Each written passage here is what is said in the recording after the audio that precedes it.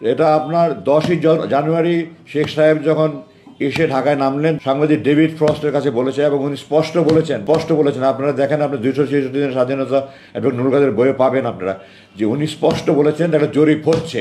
তো শেখ সাহেব তো 10 তারিখে মুক্তি পেয়ে লন্ডনে ভারত থেকে হয়ে ঢাকায় এসছেন।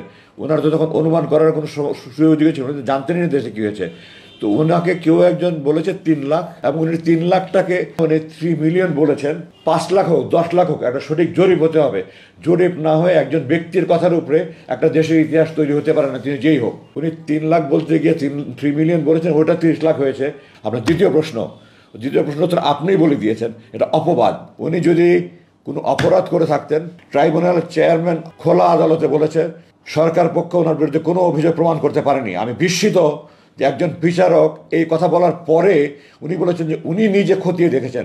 বিচারকের কাজ হলো বাদী পক্ষ যদি প্রমাণ করতে পারে তাহলে প্রমাণ রায় দিবে, না হলে খালাস দিবে। তো এটার উপর রায় দেওয়া একটা হাস্যকর ব্যাপার। এটা একটা প্রহসনের ট্রাইব্যুনাল। হঠাৎ করে তারা 1971-এ 30 বছর পরে কেন তারা এই মুক্তি নাম দিল? শেখ সাহেব যারা পাকিস্তানের অখণ্ড পাকিস্তানের পক্ষে ছিলেন, শেখ সাহেব তাদেরকে দালাল আইন করেছিলেন। তারপর স্বাধীনতা এটার পর কী ধরনের তামাশা! আমি তো মনে করি এখানে বিদেশি চক্রের ষড়যন্ত্র আছে। প্রচারণা করার পরে ওনার যে বর্ণাঢ্য জানাজা হয়েছে, এই দেশের মানুষ যে ওনাকে রাজকীয়ভাবে বিদায় করে দিয়েছে, এটা প্রমাণ করেছে এই দেশে উনি ইতিহাসের মুকুটহীন রাজা।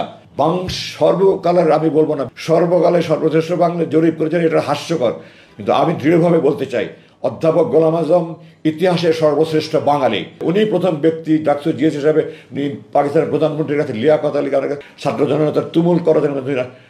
উনি মেমোরেন্ডাম পেশ করেছেন। 55 সালে ওনাকে জেল কাটা হয়েছে, ওনাকে চাকরি থেকে বহিষ্কার করা হয়েছে। তো ওনার অবদান এই দেশে গণতন্ত্র নেই। উনি 1951 সালে বিনা শর্তে বিএনপিকে সমর্থন দিয়েছেন। অধ্যাপক গোলাম আজমের অবদানে দেশের রাজনীতিতে একদিন মানুষ এখন না বুঝলে বুঝবে।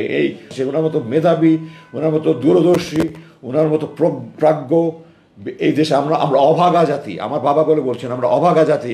ওনার মতো একজন সৎ, খাঁটি, দেশপ্রেমিক ব্যক্তি এই দেশের মানে মানুষ আমরা সেবা পেলাম না। ওনার জানাজা, ওনার এদেশে ইতিহাস পৃথিবীতে, সারা পৃথিবীতে প্রায় 4,000 জানাজা, কাবা শরীফের মধ্যে 100-র মতো জানাজা হয়েছে। ওনার লাশ নিয়ে যে বর্ণাঢ্য র্যালি হয়েছে, পৃথিবীর ইতিহাসের বড় র্যালি হয়েছে কিনা আমি জানি না। এটার মাধ্যমে যারা ওনার বিরুদ্ধে অপবাদ, তাদের গালে একটা জুতার বাড়ি লাগা উচিত কথা। উনি কোনো মানবতার বিরোধী অপবাদ করেন নেই, আমি দৃঢ়ভাবে। এটা তো প্রসিকিউশন প্রহসনের ট্রাইব্যুনালের চেয়ারম্যান নিজে খোদা বলেছে যে এটা নিয়ে আর কোনো কথা থাকার অবকাশে নাই।